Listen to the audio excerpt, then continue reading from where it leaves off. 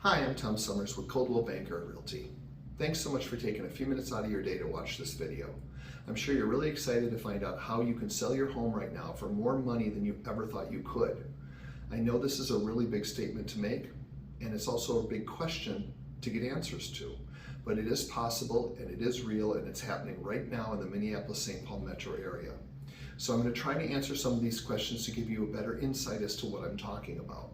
The first thing you have to ask yourself is, who are the buyers for your home? Where are they coming from? What do they want? Because a year ago, what they may have wanted is something completely different than what they want now. So you have to look at where your assets are, and you might have to redefine what your home is in this marketplace. That's number one. Number two is, I saw a shift in the market start about April of last year where I noticed a slight uptick, but I wasn't sure if it was just a COVID related thing that was a short-term thing or if it was going to be something that's going to be longer. Because, back then, none of us knew how long the vaccine was going to take to get and where this was going to go with this disease. But by the time I got to June of last year, June and July were two of the toughest months I've ever had in real estate in my 18 years. And that's saying a lot because it was almost like a fever pitch of people buying. 20, 30 offers, 100 showings. I could go on and on with all these different scenarios. And I thought, okay, I've got to find out why this is happening because I have to be able to service my sellers and my buyers better. And the only way I'm going to be better for them as a realtor is to understand what's going on. So I looked at it, took about 6-8 months to figure this out, and I think I've nailed it.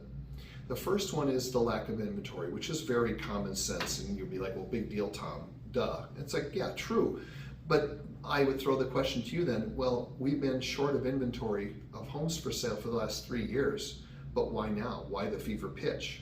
So that's not the only thing. There's got to be more to it than that. The second piece is lifestyle change. That's a pretty big chunk because you're looking at the COVID thing now where people can utilize working from home and they don't have to go to their offices anymore, which most people are really enjoying. But the minute that they say, yay, we can work from home, we realize, okay, now the house that we've lived in doesn't work anymore. Now we're short an office space, or we're short a spot for the kids to homeschool, or we're short for a lot of different reasons. The house no longer works for them, so now they're scrambling to organize things. They realize they have to move because it's the only way they can sustain working from home is to have the right amount of space and all the things that they need to take care of their lifestyle change. Those two are relatively obvious, but the third one that really caught me by surprise, that took me quite a long time to figure out, is the migration piece of buyers moving in to the Minneapolis-St. Paul metro area from out of state. But they're not coming from everywhere. They're coming from specific places of the country, and you need to know where those are to better understand how to market your house to those particular buyers. And those migrational buyers aren't the key component to every single marketplace, meaning they may have a bigger impact on a house for $500,000 to $700,000 than they do for $200,000 to $300,000 or $350,000. You have to understand the area, you have to understand the buyers and why they're making the choices they're making, because in some cases that migration is doubling the amount of offers and showings and activity you're getting, which is also driving the price up. So you can't just stick a sign in the yard and go, okay, it's just so awesome, it's not going to be a big deal. No, you may not still be getting the best buyers. You may be getting the buyers out there that are thinking it's right and they're buying the home because they are looking to move up, but you're not getting the best of the best. So how do you find the best of the best? The ones that are most qualified, putting down the most amount of money, and the ones willing to pay you top dollar for your home. That goes back to marketing and going a deep dive into the things I just shared with you. The other part of it is cash is king. No, not anymore. Up until recently, most sellers would take a cash offer almost over everything else simply because they don't have appraisal and all these other things that go along with it.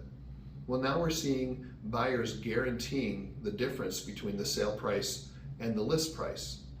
And if you don't find someone like that, you also run the risk of not getting an appraisal, which then takes all of that money that was extra coming to you and it just evaporates in vapor because the appraisal didn't sort out. So you have to know from a listing standpoint, how can you protect yourself to make sure you get the max dollar? So there's a lot of strategy in all of this. It's not just something that is an easy thing to define.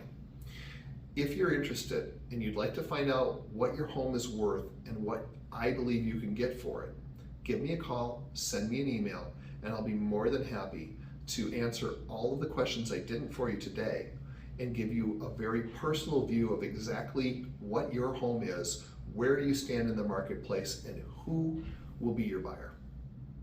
I'd love to talk to you. No pressure. Give me a call, send me an email. Thanks for taking time to watch this. I hope you have a great day.